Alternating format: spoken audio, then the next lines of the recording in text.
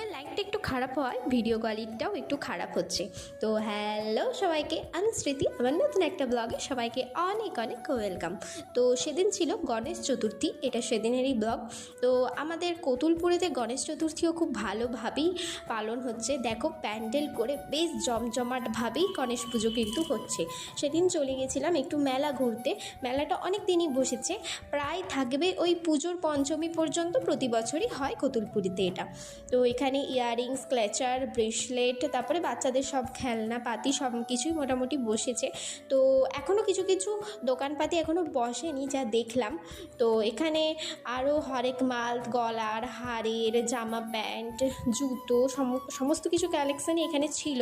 ছোটোবেলায় মা বাবা তো কোথাও ছাড়তো না আমাদের, সেই জন্যই একদম স্কুলের সামনেই মেলাটা বসাই। প্রায় বন্ধুদের সাথে বিকেলে ছুটি হওয়ার পর চলে আসতাম মেলাতে। কিছু কিনি বা নাই কিনি, এই ঘুরতে যাওয়ার মজাটা আলাদাই ছিল। সেই মেলা জায়গাটাই মনে হতো আমরা বন্ধুরা মিলে আজকে ঘুরতে গেছি, সে ব্যাপারই আলাদা।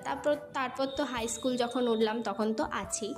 তো কোথায় যাব মনে করে ভাবলাম যে যাওয়ার তো আর কতুলপুরে সেরকম জায়গা নেই, তো একটু ঘুরতেই চলো, মানে ওই হাওয়া খেতে।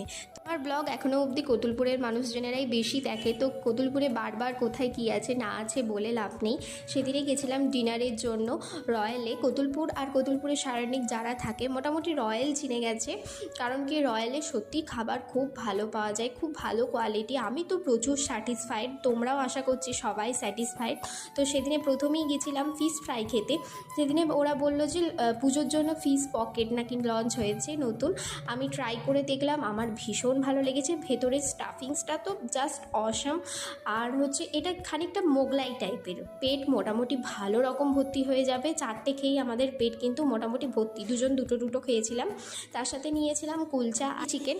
তো আমরা এই ফার্স্ট টাইম শুধু রুটি আইটেম নিলাম। আমরা দুজনেই রাইস আইটেমটাই বেশি পছন্দ করি, যেহেতু প্রচুর মোটা হয়ে যাচ্ছি দুজনেই, তো একটু পুজোর আগে তো কন্ট্রোলে খেতেই হবে, তাই না? এবারে বলি, আমার আগের ব্লগের একটা কোয়েশ্চেন রেখেছিলাম, সেই কোয়েশ্চেনের অ্যান্সার মৌমিতা পাত্র দিদিভাই, মধুরিমা দত্ত বুনু আর তৃষা পাল ম্যাম ঠিকঠাক অ্যান্সার দিয়েছেন এবং তার সাথে খুব ভালো কমেন্ট করেছেন। তার জন্য তোমাদেরকে অনেক অনেক অনেক অনেক থ্যাংক ইউ। বাড়ি যাওয়ার আগে পুজোর কাছে একবার নেমেছিলাম। আমাদের কতুলপুরের এই একটা জিনিস খুব ভালো, 12 মাসে যে 13 পার্বণ ব্যাপারটা না সত্যিই কতুলপুরে আছে। সমস্ত পুজোই কতুলপুরে খুব ভালোভাবে হয়। ইভেন গণেশ পুজোটা কিছুদিন আগে, মানে কিছু বছর হচ্ছে খুব বড় করে হচ্ছে। জগদ্ধাত্রী পুজো, বিশ্বকর্মা পুজো সব জায়গায় এতটাও বড় করে হয় না।